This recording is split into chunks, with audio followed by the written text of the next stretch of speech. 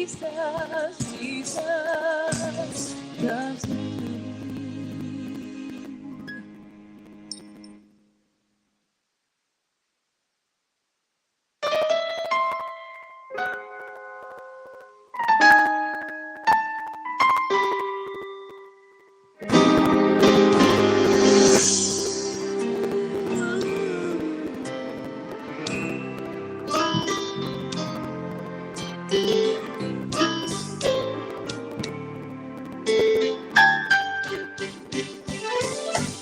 Hallelujah. Alléluia. J'en ça Jésus fait pour moi. Alléluia. Alléluia. J'en ça Jésus fait pour moi. Greetings, and welcome. Greetings and welcome to the Changemaker Show. Yes, it is a rainy Saturday. It's Royston Allman here for the Changemaker Show. I am without the aid of my illustrious host, Rebecca St. Louis. And we're going to have a very lovely show today. I must start by saying that I do have permission from my elders to speak, as we always did in our tradition here on the Changemaker Show. And I'm going to open up by saying I'm also looking for permission from the residents of the Fifth Ward to lead. And we took this opportunity as we were running, myself and Rebecca, to say, let's reinstitute the Changemaker Show, which ran from 2015 to 2019, where we were highlighting some of the people within our city that were making, doing things that were necessary and we found to be exceptional, but they were not being put on the forefront. So we chose to highlight change makers. And among those people was our guest here. Musana Bay is our guest today. Say hello to people, please. Hello. Okay.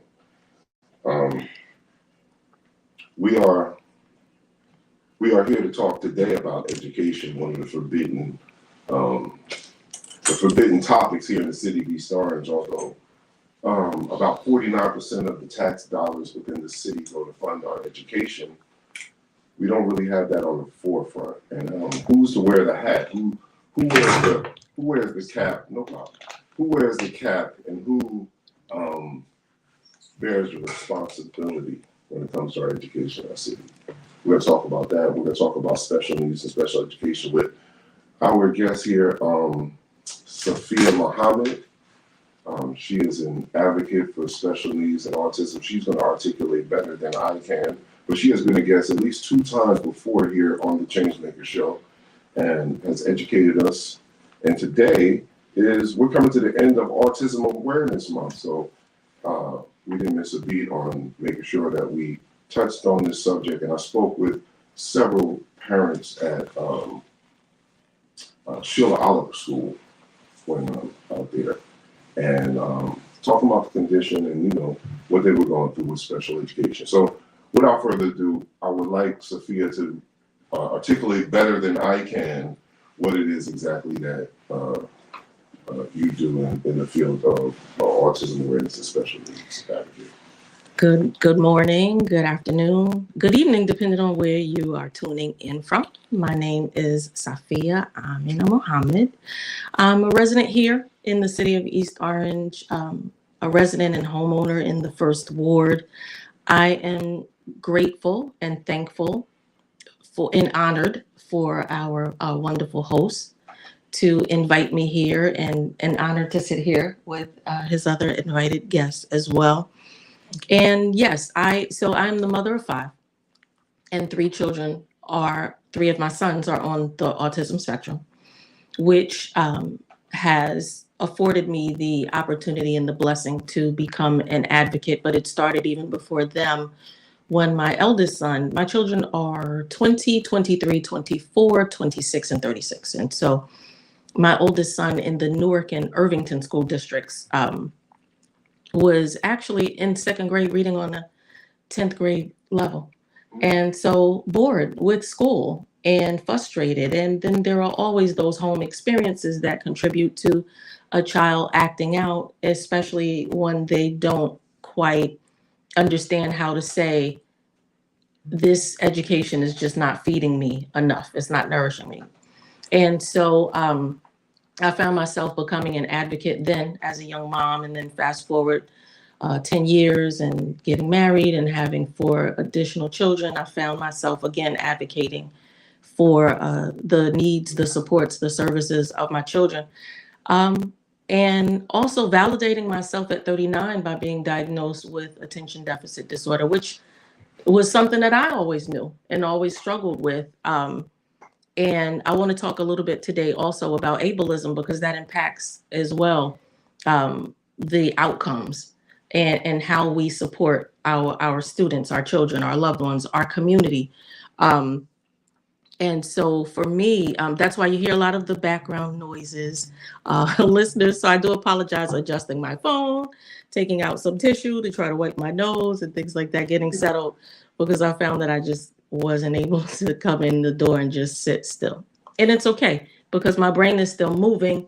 And so my body is still moving, trying to catch up with that. And that's something that oftentimes our students in the classroom, we find that their brains don't always catch up with their bodies, or likewise, their bodies and their brains aren't always in sync. Now, was that was that what you would call an ableism? I mean, what is So ableism? going back to ableism. So ableism, and we hear those isms, and we realize that when we hear the isms, we think of the anti something, the aversion to something. And so the ableism actually contributes to those of us who don't necessarily understand people with disabilities. And sometimes we tend, and I'm actually going to look up the definition, because I can give you how I see it, Mhm. and then I can give you the definition of it in more broader terms. I understand. And the discrimination in favor of able-bodied people versus supporting a person with disabilities. And even in that term, when you look at able-bodied, you have to recognize now that the differences are not just in the body, but it's the body and the mind. So ableism came as a result of people discriminating against those with physical disabilities, but more now than ever, we see that it's also a discrimination of people with intellectual, developmental disabilities, mental health challenges. And there are two terms that are not widely used in our community specifically, because we're primarily talking to a predominantly Black audience. And so we tend to be guilty of that, and not necessarily voluntary, sometimes involuntarily, sometimes inadvertently, sometimes we don't do it on purpose, but it's what we know. I mean, when we think about our struggle and our experiences as people of African descent, as descendants of enslaved people, we were told that we were less than. We were told that we were broken, and we were conditioned for generations, for centuries and generations. We were treated that way. A system was developed and designed to promote that type of thinking and that reasoning and that logic.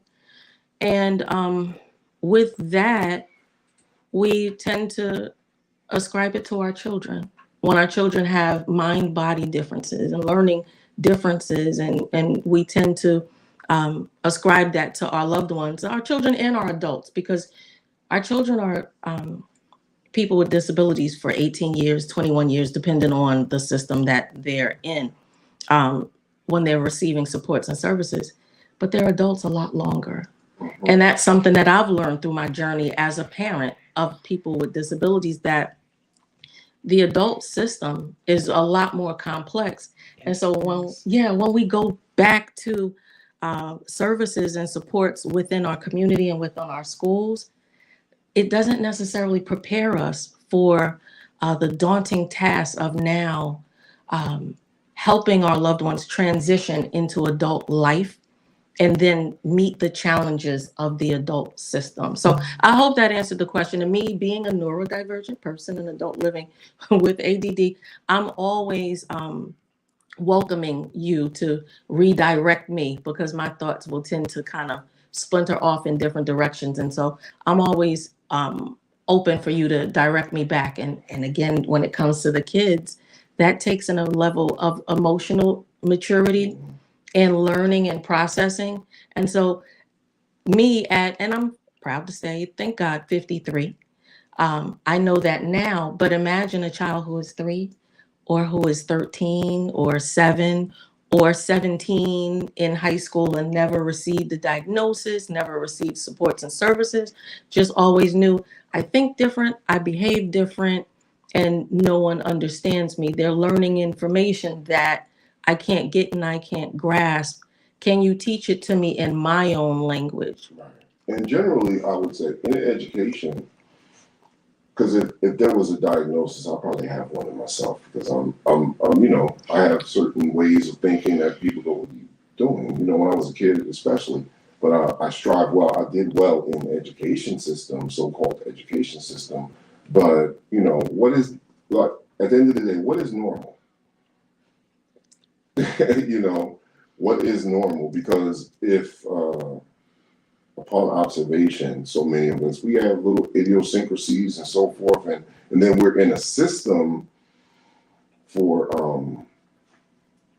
I would say people of African descent, Aboriginal people. Our learning system is movement and so forth. It's not necessarily this rigid Rockefeller sitting in rows in school. So we're trying to normalize ourselves to something abnormal, in a sense, and so in that regard, I would say, wow, you see, told you, no, Right. no, And so we have to develop or go back to our core and our nature. In Arabic, there's a term, fitra, going back to our nature, our natural essence, our soulful spirit of the acceptance, the awareness, and the support and the understanding. And because even tolerance sometimes can have negative connotations. Like if you're putting up with, begrudgingly. Dealing with. Right. I'm dealing with it, but I don't really want to. And so you needed a moment to take a pause. And I spoke in Trenton at on last Friday at an autism safety awareness forum. And I talked about being neurodivergent, having neurological differences. And I had a moment where I paused and I said, that right there, there's the example. There's the example. And so imagine that child that has that pause because they have to collect and gather their thoughts, and they have to process, or they're getting information. They have to process the information, and we're beating them. Okay, come on, think. But again, people of African descent, people who are the descendants of enslaved humans, didn't we at one time have school as the center of our community? So the culture is the school, right? So the school was it was the community. So why now, especially in predominantly Black communities, predominantly Black governed cities and municipalities, predominantly Black governed school systems, why are we now accepting the Eurocentric type of school dynamic? I feel like it goes back to Americans, so to speak, and going to that let's compete with the Asian culture. Let's compete with a culture that's more collective than our own. We're competing with people who are cultures that work together, like you said, that understand that education in school is the community. So our ideologies aren't even the same, the way that we take responsibility. So we're trying to keep up with something that it's just far beyond us. And I don't know why we're trying to keep up, because a lot of them are just ahead of us technologically anyway. So we depend on them regardless. they're the ones at the, in the corporate getting paid the most, so, we could break it down into a lot of different things. But I want to touch on something that you said as far as, you know, culturally us being a race of movement of, but I feel like it even goes back to early child education where we're in daycares and we're saying, children learn by play and they learn by moving and touching and acting, but somehow once we get to kindergarten, it's like, oh, we don't need to do that anymore. It's like it's college. Math, reading, science is this, So, and as somebody that is involved with early child education, I feel like that's the piece that's missing. Like, where do we lose that children could stand up to learn? They can dance, they can move, they can use manipulatives, and we do use those things, but not as much as I feel like we should. Cliche, like thinking outside the box. There's not a lot of that going on either. We have so much control of our education, regardless what the state is saying, what the curriculum is saying. We can still be creative, and that's what I want to challenge East Orange to do. That's what I would love to see when I speak at school board meetings. That's what I'm asking for. Be creative. Be creative in the way that we learn, we teach, we reach out to parents, we connect with families, we talk about those conversations that nobody wants to have. I would to add to that, the challenge. I often say that education actually starts when the children and ourselves when we walk out our front door. So it's everything along the way, everywhere we go. And if we're not creating a culture and a vision and a picture, I'm gonna roll back. I grew up in a picture in East Orange where it was really clean when I was a kid. It was really clean. There was a lot of fruit trees around and so forth, and it was guided from the administration, but in actuality, it was guided from the residents who set a standard, and their leadership then forward took on that mantle. And I think we're kind of backwards now because progress somehow now is buildings and not people. So, I'm a nature guy, beekeeper, and master gardener, and want to see open green spaces and so forth. And a lot of times we minimize these things to a picture, screenshot. We plant a tree or we do this, and all of a sudden we're advocating for green spaces, and we have lots and blight and so forth. I digress, but I'm talking about the same thing. You know what I'm saying? Like it's education is everything we do. And what I was getting at, see that moment, what I was getting at was when we talk about culture and creating a culture, what we're suffering from, in my opinion, is a divide and conquer. We divide everything up. So, for instance, we live in a place now that rapping, music, and everything is entertainment. And when you look at us from our natural state, those are not entertainment. They only became entertainment when they gathered you up and said, "Look, do what y'all was doing out there." You get what I'm saying? Mm-hmm. Like the drummers, no one in African tribes and indigenous tribes, went on tour among tribes playing their drums. It was just a part of what they did.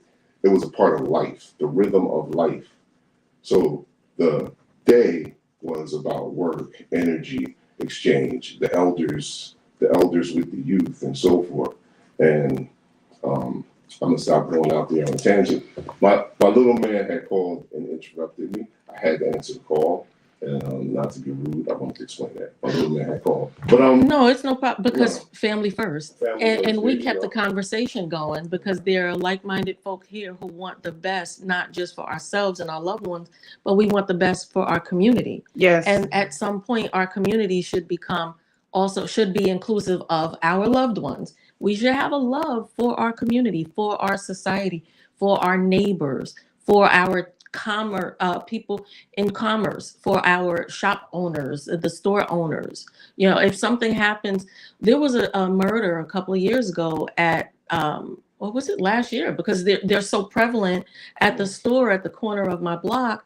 And Oh when yeah, William Street, right, Springdale, and Springdale, right, right, and right, even the murder on Park Avenue, young man, right, for the young man, right.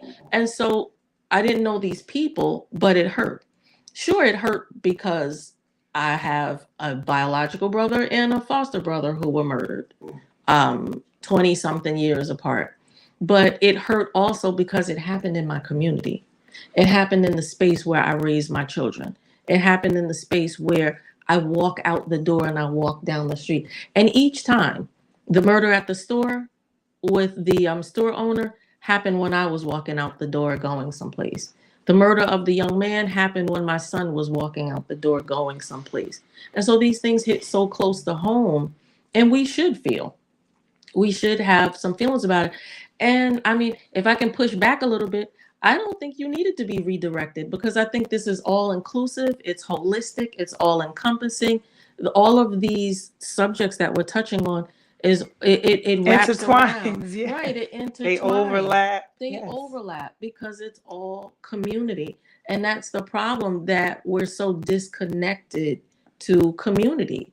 And so then when we how do we guide this conversation specifically to education, special education? We guide it to the fact that every individual learns differently. And so the curriculum and the system is going to be geared toward the collective, sure, and the majority, but it shouldn't leave other people exempt. There was a time when, I mean, we have self-contained special education classroom environments, which means that every student in that classroom is receiving special education services. They have an individualized education plan, which is an IEP. Some may even have a Section 504 plan, which is a civil rights law that is under the Rehabilitation Act. Hopefully, I'm saying some things that people are writing down and saying, I need to know about that. And so then there are students who receive special education services in an inclusive or mainstream environment where they're in a regular education classroom setting. And so I have one son who never received special education services. I didn't recognize or realize he was on the autism spectrum until he was 17. I have one son who that was the beginning of my journey, where I knew at 2 years old there was something different. And he had all of the symptoms of the classic autistic person. So our journey began very early, and it took 4 doctors to finally believe me after going to 4 doctors and obtaining a diagnosis for someone to finally say, no, Mom, you're not paranoid. You're right. There is a developmental disability here. And then there's my youngest son who, at 7 years old, I recognized some challenges, and there was the journey of obtaining varied diagnosis and his journey into special education. But that was second grade. By 8th grade, he graduated and he said, I don't want to be in the special ed classes anymore. I want to be in the regular ed classes now. And so I said, well, then self-advocacy. That's what you want. That's what we're going to do. And he graduated on high honor roll from STEM Academy, and he's in university now, and he's staying on campus. He's worked a job for a year that he's still on and he loves. He's had a promotion, so many things that others counted him out and didn't think that he could do. And when he said he wanted it, I said, okay, how can I help you to achieve it? And then if you don't achieve that, let's modify and let's see.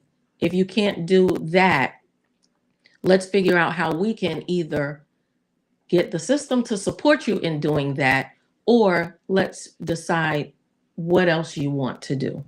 So you have options in life. Yes. To piggyback off of something that you said, because I just want to put that out there, that it's okay to identify some challenges in your children. It's okay to notice that something's not quite right. We're not saying go to hospitals and, get evaluations and get titles. But even if you're concerned about your child's attention, that should be something you should be able to feel comfortable enough to bring to the school, because it's not necessarily about special ed, about titles. It's actually about supports. supports that you already said your child is entitled to through law, federal law, and parents should really be aware of that. 504 is very important. There's a step before that, The the INRS, I. intervention and It always referral sounds service. funny when I No, right. say it. It is Can too you say it much to again? put together. I INRS. Right. INRS. But when we say it, it sounds like INRS. Yeah, intervention and referral services. And we started for my youngest son, we started that first.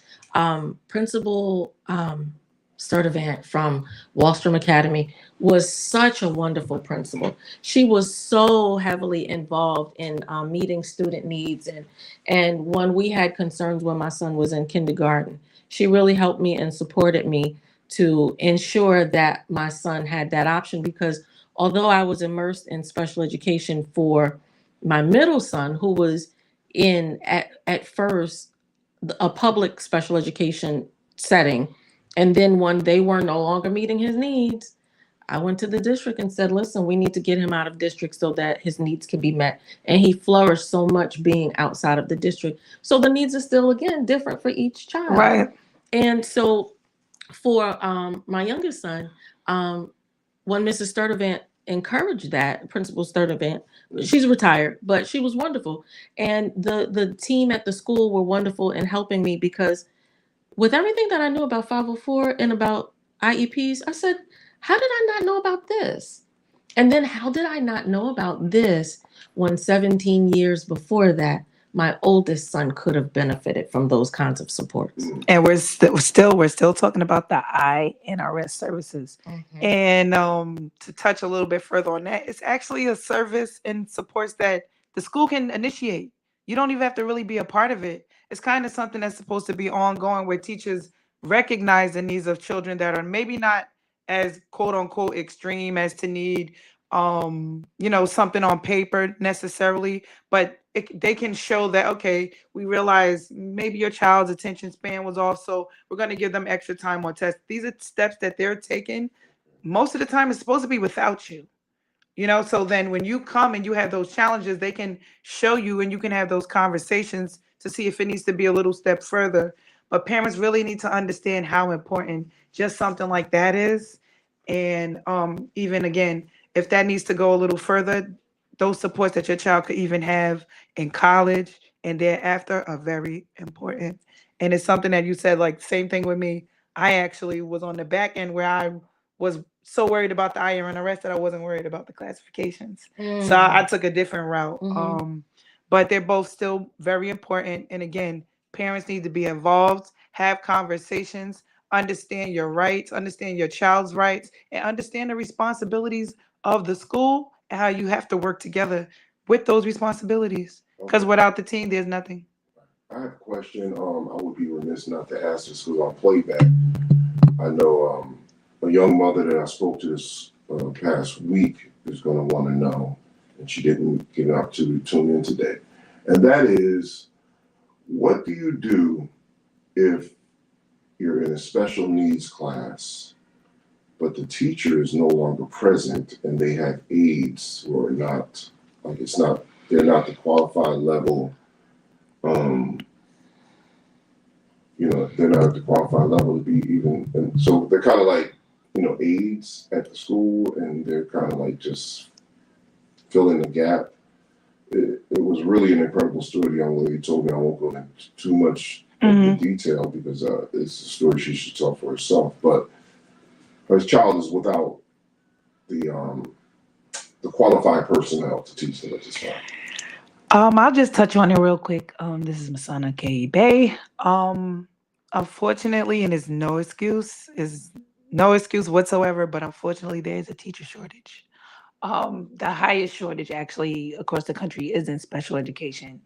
Unfortunately, I don't want to say unfortunately, but I feel like the school should be communicating with that parent in that class and those parents as to what's going on.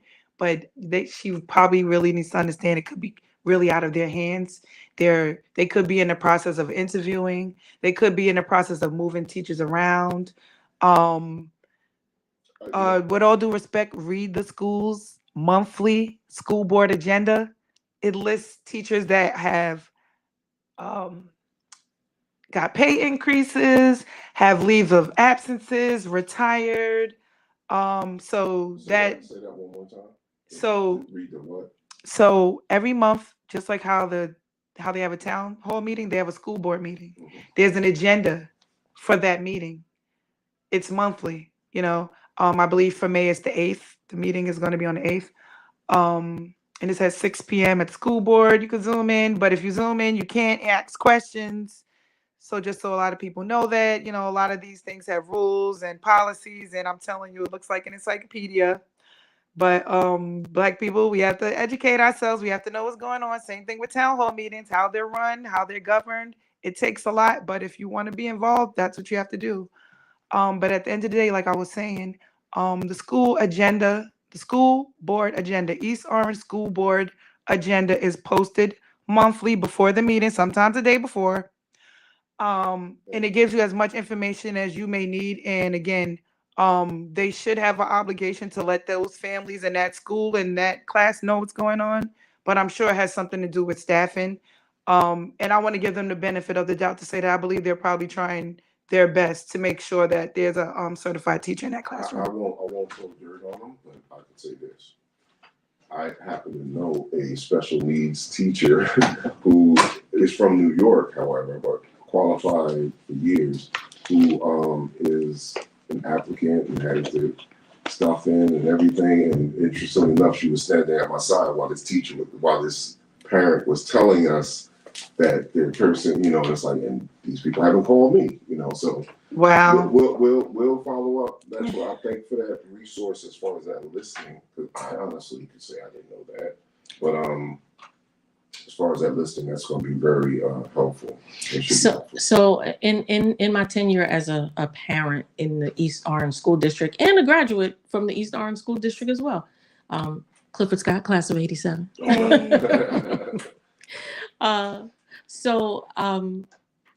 I've participated. I was for a while. I was the special education PTA vice president.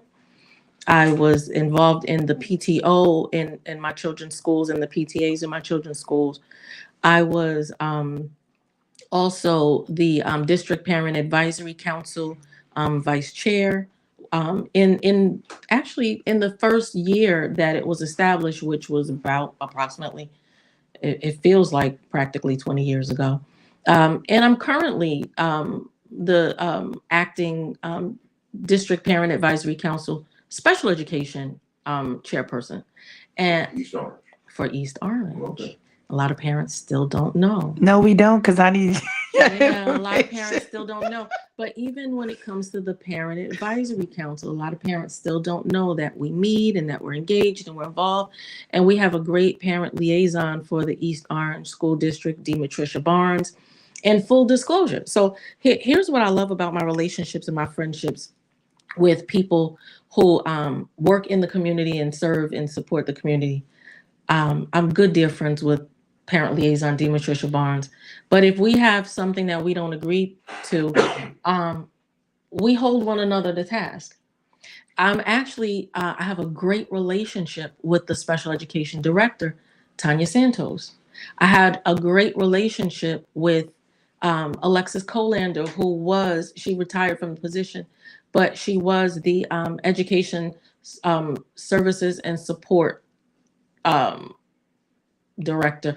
The names change sometimes, and neurodivergency again, it's the disclaimer, so I forget stuff. But I'm saying that to say I also have a good relationship with one of the board members who used to be my city council, one of my city council members. And I'm saying that to say that I don't have a problem with holding people to task regardless of the pleasantries. So we can sit down together, we can eat lunch. I've taken the district for due process, and then the special education director and I still can have the utmost respect for one another. I've taken the school district to task in the past when Brenda Veal was one of the assistant superintendents, and we still had a great rapport and relationship. And I learned that through a program that I participated in back in 2007 called Partners in Policymaking. And most states sponsor that program through their divisions of developmental disabilities. So I learned that I used to wonder, why do these politicians, like even in court, why do the prosecutors and the defending attorneys have such a great relationship and laugh in the hallway, and then they go to war in the court, and then they laugh in the hallway again, and they're going out after work, and but because the work still has to be done, whether we're on the same side or on the opposite side, but it doesn't mean that we have to have a hate or contempt, a contemptuous relationship with one another. And so I'm saying that having a paraprofessional / teacher's assistant lead the special education classroom and act as a teacher is out of state compliance. They cannot do that by the law. And so parents have to act accordingly. I have a client, and it might be the same parent that you're referring to, or it might be a parent who has a child in the same classroom who has had problems with that. And I've advised the client, because I am engaged in public policy work, but also special education and disability rights advocacy. So I said, take them for due process. When we had an IEP meeting, and the child study team case manager was leading the IEP meeting, I said to the parent, it's not my right to stop this meeting, but I'm advising you here with everyone here. This meeting has to end because you don't have a highly qualified special education teacher who is certified in your classroom. You don't have the full child study team here at the table. You don't have a regular education teacher in the meeting. You don't have all of the people who provide supports and services for your child during their classroom day here in the meeting. I'm advising you that we should stop this meeting. And it's the parent's choice to stop it or not. But the reality is, it does you, the parent, and your child no good if you're coming to the table to these meetings and you don't have the full team to actually have a conversation, discuss your child's benchmarks, discuss what your child's needs are, and discuss the next steps in moving forward in your child's education. And sometimes we're afraid and we're intimidated, or You don't know your rights. you don't know your rights. But thank you for clearing that up. Yeah, and even in the case of what I described, I talked openly and transparently about my relationships with people who work in our district, because I want to come to the table letting people know that my relationships with people have nothing to do with what's right or how I fight for your rights. I just have to throw this in here. That would be amazing if that were happening on other levels in government, because I commend you for that, because that's just not seen. Like right now during the election time, it's like some people that talk to you don't talk to you because you're running on the other side. And I'm gonna leave that alone right there. It's really weird.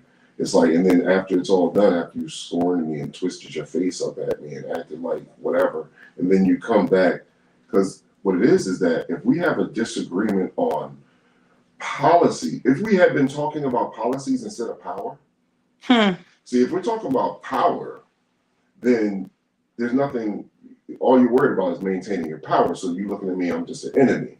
But if we're talking about policies, we can actually have a discord. And there's no discord about policy. There's only, it's, absolutism over here or absolute over there, and there's no in between.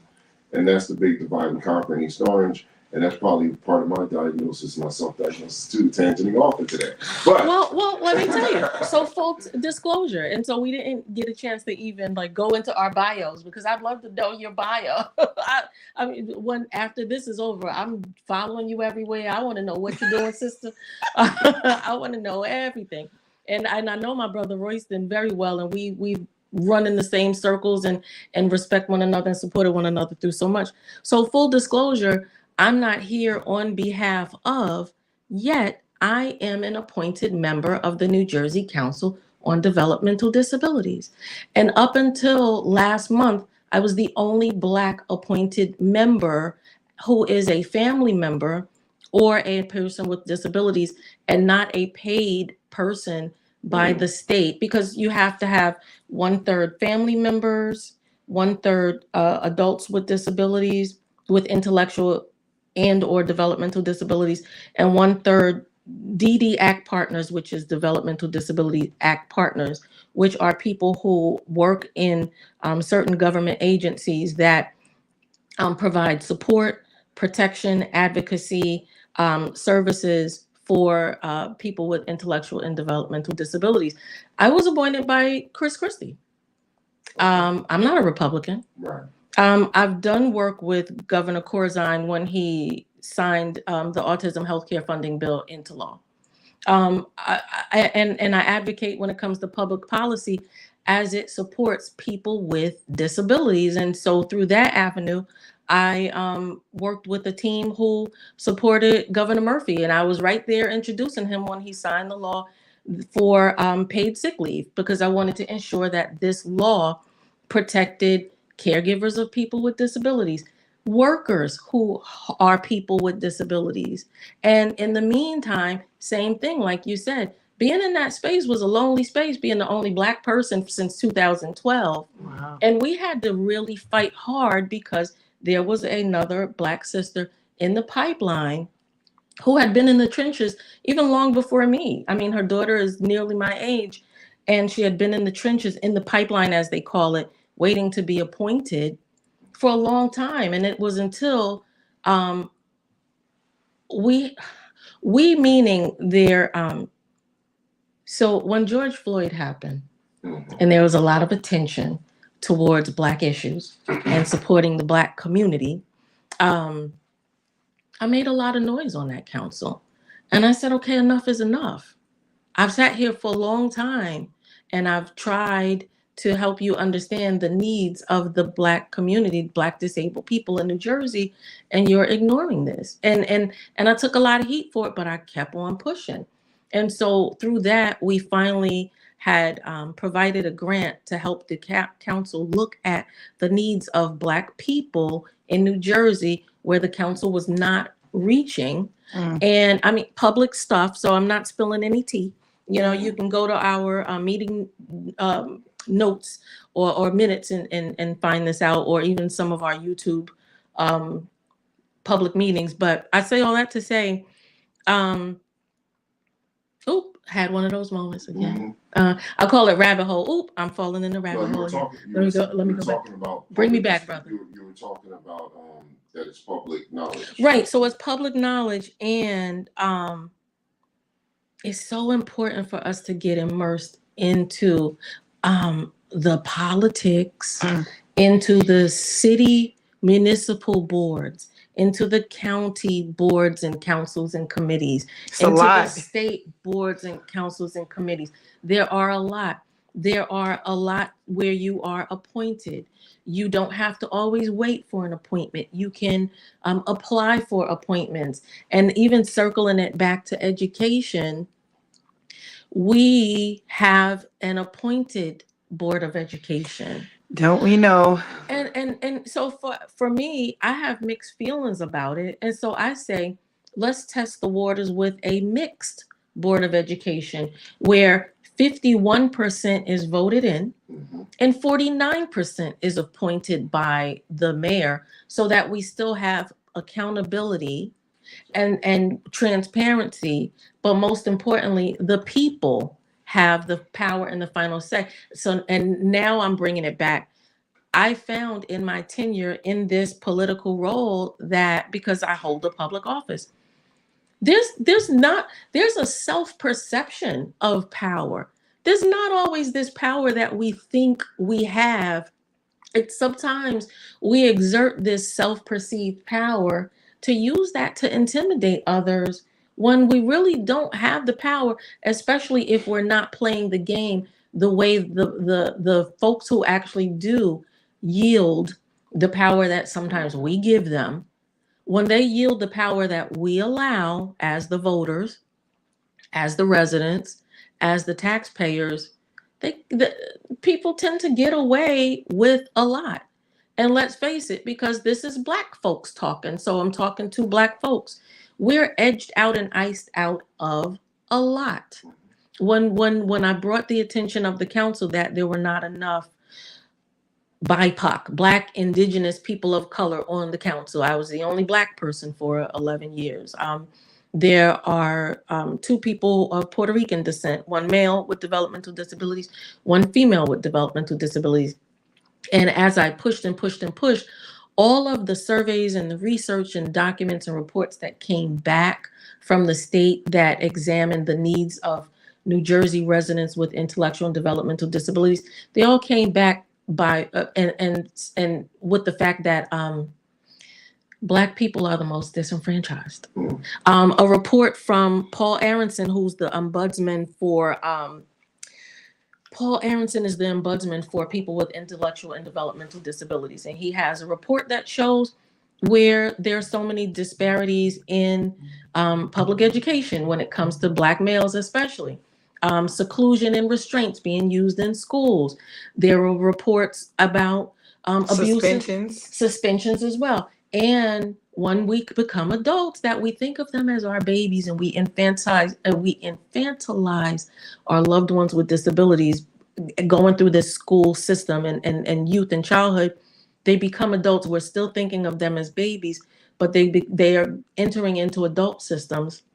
We don't know that we don't have to put our children in group home settings. And I have loved ones who supervise and who work in group home settings, to each his or her own way. So every setting is not for everyone. We tend to not know that our loved ones have a right to live in their own homes. And we're failing our loved ones in special education and in public education when it comes to transition resources and transition education. Transitioning. Most definitely. Right. And so Paul Aronson's report also shows abuses in group homes. And also where Black people in group homes are disproportionately abused. And so I know that there's a lot of fear out there, people, and yet we do have other people experiencing the same situations. And when we come together as peers and as a collective, there's more power in being a collective. Right. I wanted to roll back on something because I know I said a lot. No, it's okay. I wanted to roll back on the knowledge. Food, yeah, you gotta let it flow. Food for thought. When we talk about the school board, because one thing that might not be observable to those of us that grew up here, but I say most of us, is that in an appointed school board, accountability is really important, because you had several mayors who have appointed school board members. But at the same time, and some of those school board members, some of them friends of mine, have been on the school board and are now council people, right? But the question becomes, or vice versa. Right. And still silos. And still, right. And then you say, well, where's the accountability lie? Because as it stands, when you look at the where we rank and how many of our children are passing certain tests in the city of East Orange, who's going to wear that suit? Who wears that and puts their chest out and say, yeah, I'm responsible for that?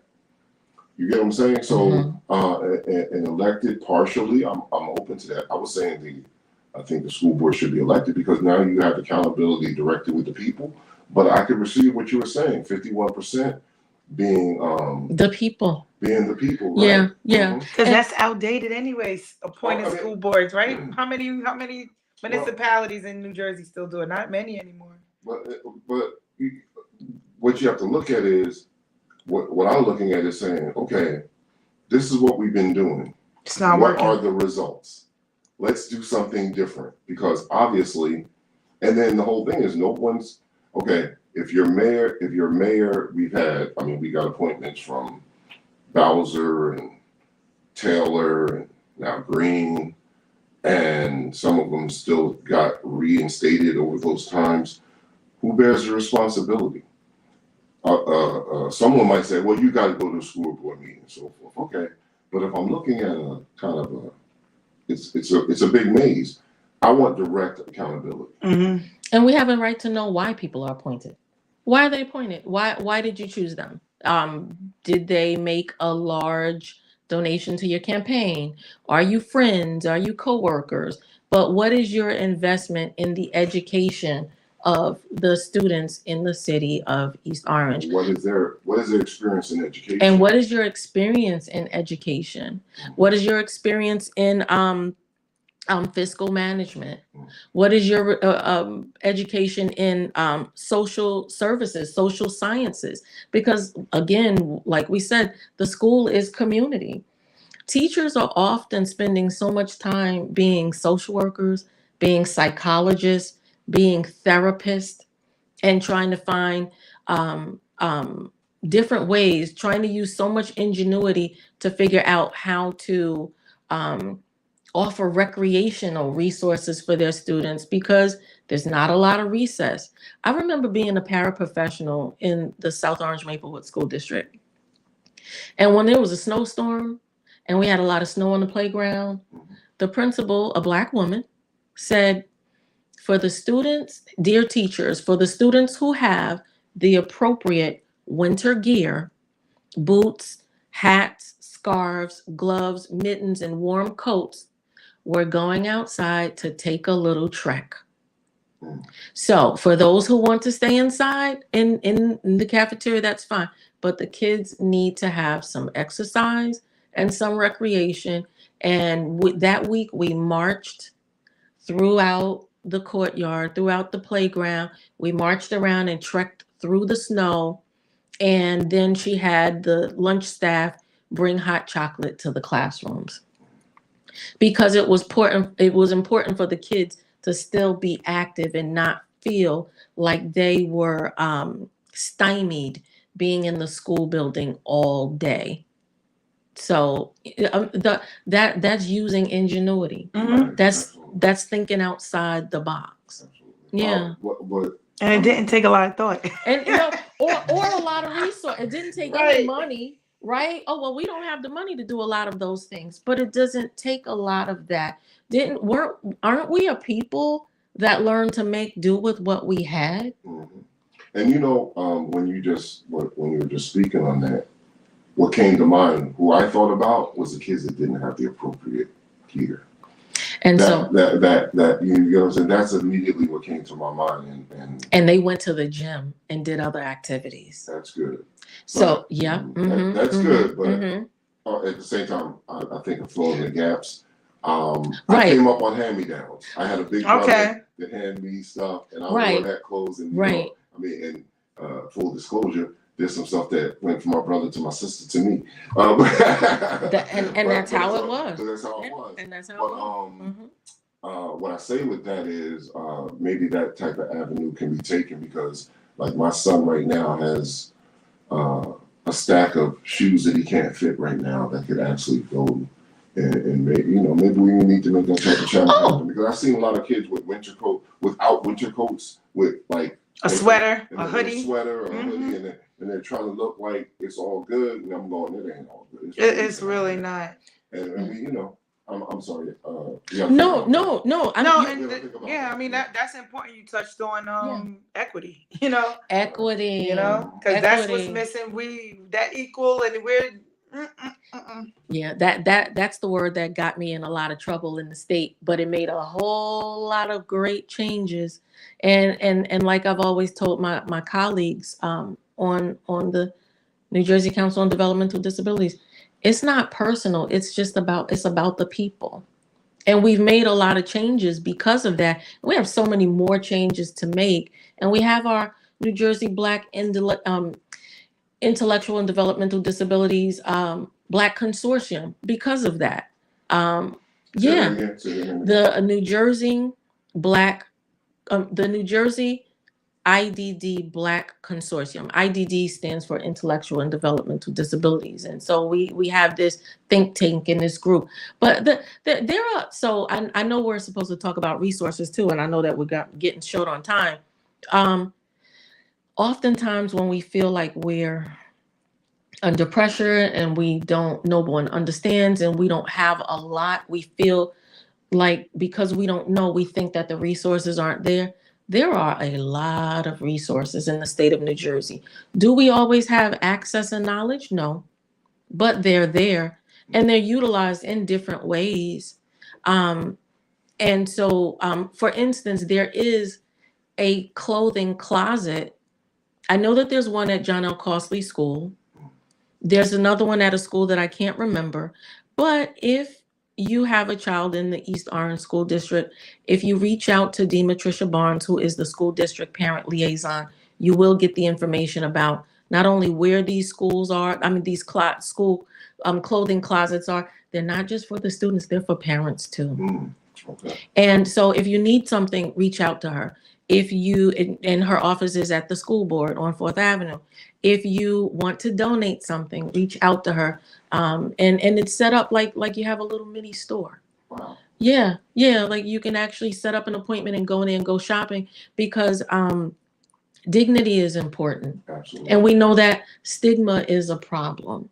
And so we don't want students to feel stigmatized about going and picking up what, like you said, back in the day, that's what we knew that they were. They were hand-me-downs, but all hand-me-downs weren't a bad thing. Mm-mm. Yeah, it wasn't a bad thing, but it was a necessary thing. And today it still is. I'm going to be holding some sessions to help people understand and navigate some resources along with some colleagues of mine. And you can register for those sessions at tinyurl.com/UMA Transition Talks. I tried to shorten it the best I could. And so, and I'm just going to spell that out for everyone because I know how I am when I'm listening to something and then people are like, okay, how do you spell that? You're saying words that I don't know what it is. So that's tinyurl, tinyurl.com/UMAATRANSITIONTALKS.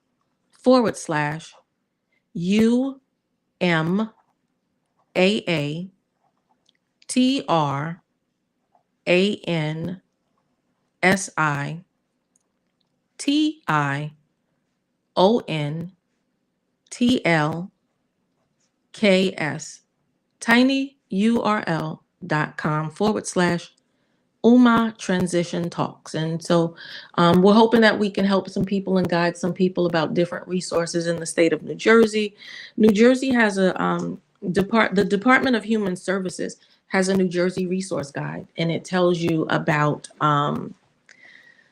different supports and services. If you are people who have a low income, it tells you about resources. If you are people with disabilities, it tells you about resources. It's over 200 pages, so I couldn't print it out and bring it. It used to be available where you can actually pick it up, but I know that so many of us are trying to be environmentally friendly and going green, so you can actually go to the state.nj.us and you can find it on the state's website. And unfortunately, my phone is taking a long time to pull it up. I wanted to make sure that I had that website correct, but I believe We're it's good with a couple more minutes. It's not. okay. Okay, good. So it's state.nj.us and look up the New Jersey resource guide, which New Jersey Resources. It's promoted and it's actually published by the New Jersey Division of Disability Services. It's 170 pages. I'm looking at it now. There are resources and no. So for the person who is probably like me at sometimes in my journey who is saying, I don't care what she says. I've looked for resources and I don't see them and I don't know where they are. Or I've called up folks and they don't look like me. They don't sound like me. And so we also have to ask for people to be held accountable, to have more people like us. When I worked for a program called Mom to Mom, which is a peer support helpline out of Rutgers University, me and another colleague, we were the only Black people. And we found that there were a lot of calls that were coming in where some of our counterparts were suburban white women, great women who had a lot of knowledge and resources about having children with various disabilities, even children who had either survived cancer or were going through cancer treatments. So we had a whole plethora of wisdom and knowledge. But when it came to urban matters, when it came to issues that impacted Black and Latino families, it was a struggle, and they would tend to turn to me and turn to my colleague, Nakisha Knox. And so through our relationship with University Hospital and their Women's Auxiliary Foundation, we were able to obtain a grant and then have a satellite office where she and I worked out of University Behavioral Health Center over on South Orange Avenue. And then we got an office in the Volunteer Services building in the University Hospital, especially so that we can connect with people in the urban community who needed to know about resources in their community, because we were both from Essex County, from Newark and East Orange, so we were more versed on that. And that was important because people kept asking, well, can I talk to somebody who gets it or who knows what I need? And can I apply for food stamps for my child? Would I be eligible for this?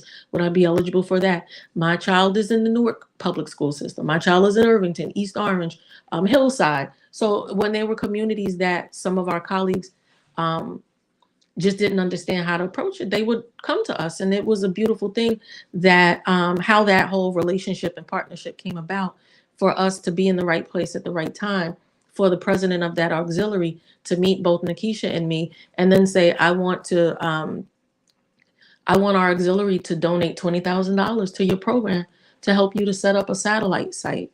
And so then when those types of resources disappear, you know how sometimes you say, hey, I remember when they used to have such and such program? That's always what's going on in East Orange. I remember when East Orange, through the Juvenile Justice Commission, used to have a program. It was run by Jesse Harris out of City Hall, and it was the Truancy Intervention Program.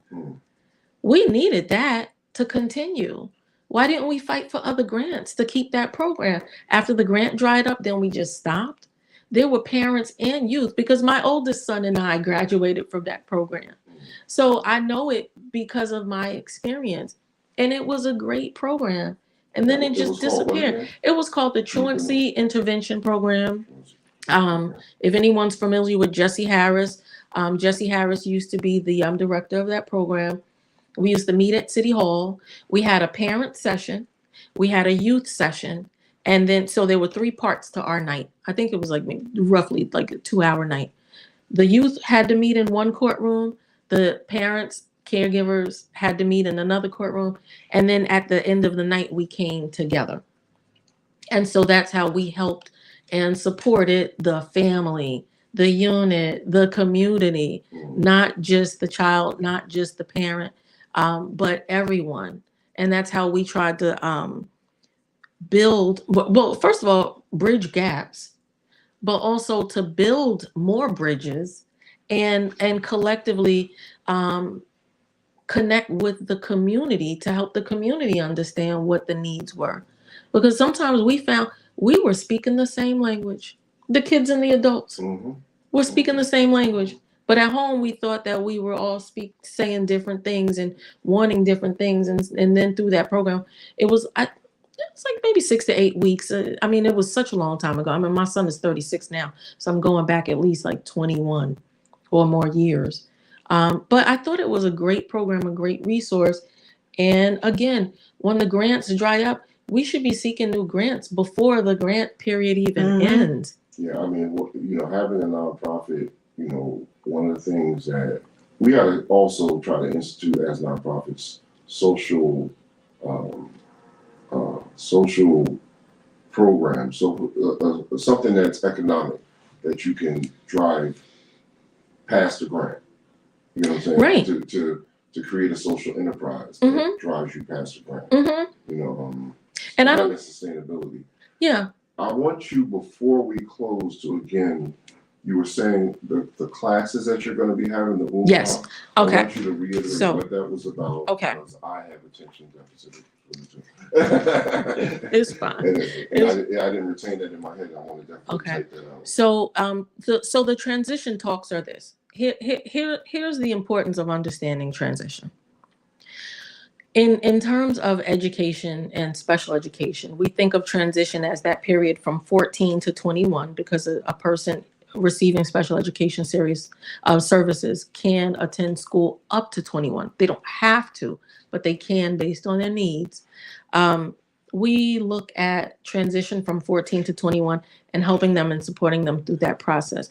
But we know, and this is not limited to Black communities or Black school or predominantly Black school districts. Statewide, we are doing a terrible job at transitioning our youth into adulthood.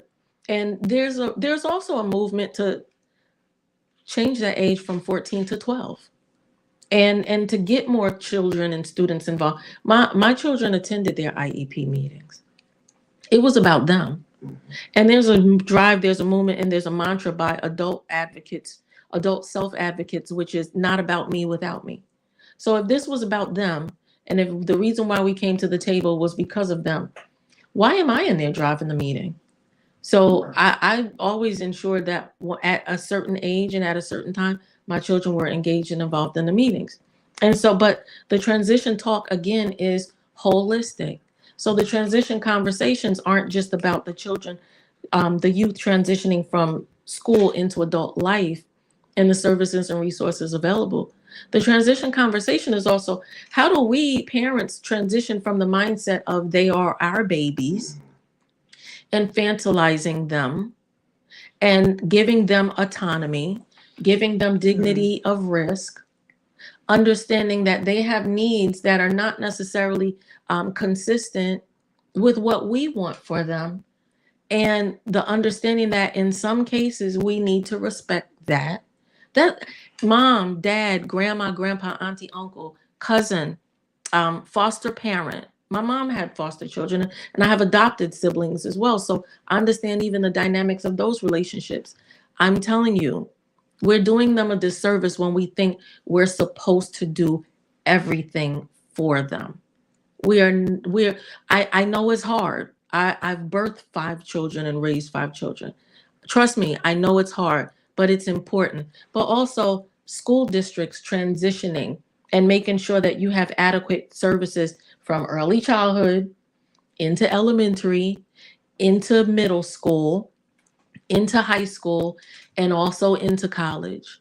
My son, who had an IEP and graduated through special education services, is in college with an accessibility plan. And I'm very involved and engaged. Hey, caregivers and parents, once they get to college, you don't have a say. No say. Unless they give it to you. Unless they sign a FERPA. Please look it up, FERPA, because I always forget what the acronym stands for. There's so many acronyms in this society. Unless they sign a FERPA giving the university permission to have discussions with you, and that's still limited. You don't get to call anytime you want and just say, what's he doing in class? You don't get to see what grades. Is she doing? No, you don't. But they will send you a bill and ask for tuition money.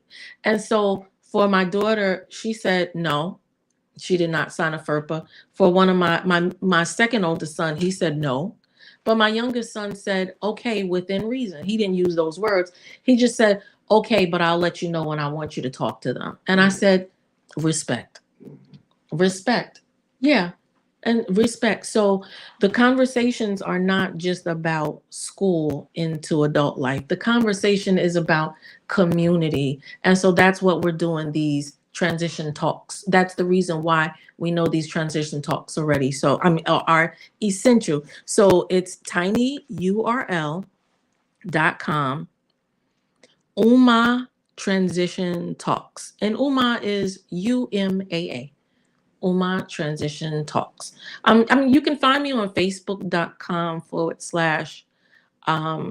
Amina1389, which is my personal Facebook page, and I'll be glad to divert you to my UMA Facebook page because unfortunately, having another little rabbit hole moment, and in this moment, I forgot the URL for that one. So don't blame it on my heart. Blame it on the rabbit hole. No doubt. I want to thank you both so much for being here. You got a closing remark? Yes, I do. Okay, so on September 22nd, 2022, I attended an open school night at Banneker. I think it's an academy. Correct me if I'm wrong. At the time, we were talking about the NJSLA summary results. And at the time, allegedly, according to the principal at this time in September 2022, she said that Banneker was third in the district for their grades. And just to let you know, in language arts, only 45% of the students met or exceeded expectations. And in math, only 15% met or exceeded expectations. And this was a school that ranked third, I believe, out of the 18. I'll leave you with that. Third out of the 18 in East Orange.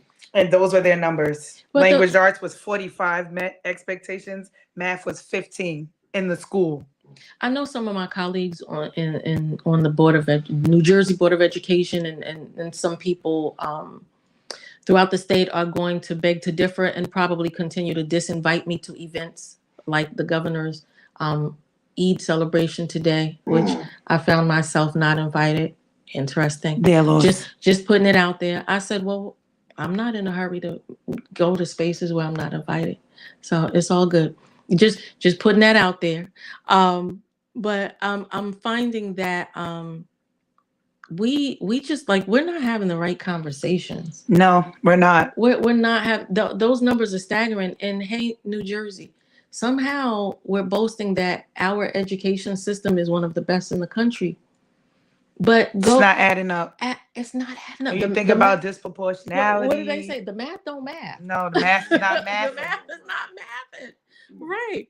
And just, okay, so facebook.com/Urban Matters Autism Awareness. That's my Facebook page. Urban Matters Autism Awareness. Yeah, facebook.com/Urban Matters. How can we find you, sister? Because I told you I'm following you everywhere. I'm Masana K. Bay on Facebook. And when I share this on my link, I'll put some extra information in there, such as the East Orange School District January 17th, 2023 numbers for some other tests that children took. The Start Strong. And actually this week coming up, just be aware, I believe your children will be taking the Renaissance, if I'm not mistaken, starting in third grade. Are they ready? Correct. Please, if it's not the Renaissance, I keep forgetting the name of all these tests, but they're taking something this week coming up. And again, amazing and wonderful things are happening in East Orange. Amazing and wonderful things are happening in the school district. We see a lot of things happening in STEM that excite me, but let's talk about the things that aren't happening and the things that we need to work on. Peace. And again, these are my, I gotta say, Royston Allman Jr., because he's at home and he's like, what, calling me on the phone. But anyway, Royston Allman Jr., he is an honor roll student for the last like 4 or 5, well, he's been an honor roll student. Oh, let me clap his hands. You know what I mean? But, all A's, he got a Scholars Achievement Award this week. And Go but at Junior, the same time, go you know, like I Junior. said, we invest in our child. I invest in my child. But if our children are good, my child isn't good. You know what I mean? Although he achieves personally, you know, we're still in the community, and that if we don't make positive changes, the decisions that all these children make are going to be skewed by what we do. So moving forward, let's bring it together. Thank you for joining the Changemaker Show. Yeah. Oh, can I give a quick plug? I was invited to an event. I'm so sorry. Okay, just taking all your time. No, it's all right. I was invited to an event today that's happening in East Orange, Camus Kind Annual Autism Awareness Event, and it's today from 2 to 5 at 90 Halstead Street. So I was invited to this. This is a mom new on the autism journey who's creating an organization for her child. Oh, I need that info. Yeah, so a friend of mine said she wanted to connect us. I think so it's today. And Is so it for the public? Yeah. It's 90 Halstead Street. 90 That's the senior Halstead building. Street. Oh, is it? Okay. Mm-hmm. Isn't that the senior building, 90? I believe it is. That's a good see. question. We'll see when I get down there, right? 90 Royston Street, and the name of it again? And it's called Kamau, Kamau, Kamau's Kind. Be kind to every kind. Be kind to every kind. Mm-hmm. Yeah. All right, that's a great way. Inclusion. Let me just say that. Please, can we start having those conversations? And kudos to Nason's place for doing wonderful things and with autism. Oh, Nadine, listen. Nadine. Nadine is that's it right there. Nadine is awesome. She's the reason why I actually was invited to speak in Trenton for the autism safety awareness event. And she's so to be speaking everywhere. Yeah. She's everywhere. And I'm so happy that she made that connection with me because But I'm applauding her on her work. Yeah. Because it's in absolutely. East Orange too. Yes, North and East Nadine Orange. is right here. And here's the thing that we learn over time, and I know that we can all attest to this. There's enough advocacy, there's enough activism, and there are enough issues for us all to touch at different points and from different directions. Because like we talked with legislature and with politicians and people who are now not speaking because you're running. There is so much change. There are so many changes to be made that we don't have to compete. We can overlap and it can be perfectly fine. And that's a challenge that we find in our community too, that when someone is doing the same thing, here we are saying, well, why are you doing what I'm doing? And so now let me have my group ice out you and your group. But there are ways that we can also meet in the middle, and like different roads, but we're all trying to get to the same destination. We're truly trying to work for the greater, and it really for the greater good. For the greater good, and we're really truly trying to work toward the greater good. Yeah. There's no division. There's no division. I can hear you. I can speak with you. I can take the best parts of what you're doing, implement them, walk by your side. I can do all that. But if it's about power and your survival, my survival, Ampere Civic Improvement Association, Royston in his own person is not connected to any political position, party, or whatever. Because at the end of the day, I'm gonna say this about the vision. We have a Democratic and Republican who's going to run against what the majority of the people in the city of East Orange are nonpartisan. Mm-hmm. Okay, so as I'm out here, I'm speaking to my neighbors. I'm not speaking to Democrats. Imagine if we walked around our day every day in the city and wanted to know if somebody was Republican, nonpartisan, or Democratic. Like, this is that time of year where we're actually excluding people's voices so that I can win. That's ridiculous. Mm-hmm. So yeah, we're a great example when it comes to the Black autism community because and just for the purposes of celebrating Autism Acceptance Month, Autism Awareness Month, Nason's Place, My Goal Autism, Monet's Outreach, now to know about Kamau's Kind. There's an organization in Florida called Autism in Black. They have a conference coming up in May. If you Google Autism in Black, you'll find it. There's a good friend of mine out in Detroit who has a great organization. And then I just had that senior moment again. It's a rabbit hole. I'm a member of the National Black Disability Coalition that's been doing great work for approximately 30 years. So we have wonderful, wonderful organizations, grassroots that are out there. And we have some where there are great people connected to some nonprofits and state agencies and organizations too. But the reality is there has to be more coming together. There has to be more coming. Thecolorofautism.org. Sorry, Camille. That is the organization out in Detroit. And there are countless others that unfortunately just don't come to mind right now because I'm spiraling in that rabbit hole again. But we can put them, we can type, if you get a chance, type them as they come into we don't erase our programming on the Changemaker Show on Royston, Allman, Fifth Ward. We don't erase them, so you can type right in there, and information will be on the bottom of the comments. Perfect. Yeah. Same end game, same destination, different roads. As long as we get there. That's it. And we need diversity. You need diversity. You need diverse minds, and you don't need to have a unitary mindset that can't be free to express themselves in any arena. It doesn't work. But we keep closing the closing. So now we're gonna close. Oh, okay. One more thing. Okay.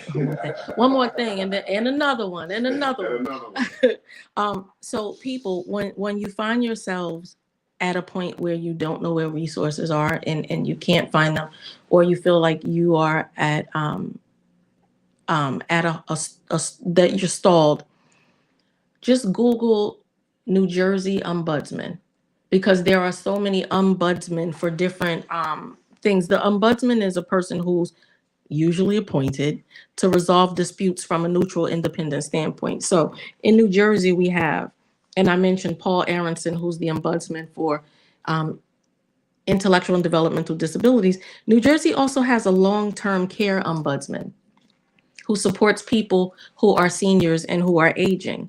We have an Office of Insurance ombudsman. I didn't know that. We have a New Jersey nursing home ombudsman. I didn't know that. I knew about the Office of Aging, which now is called the Long-Term Care Ombudsman. We also have a New Jersey Judiciary Ombudsman, which is Sarah Hatcher for Essex County. So for those of us in Essex County, we also have a New Jersey Special Education Ombudsman. So even though we have Paul Aronson, who's the ombudsman for people with intellectual and developmental disabilities, if your concerns are specific to special education, we have a New Jersey Special Education Ombudsman. And also, when you have challenges that you just can't seem to find common ground in your school district, every county has a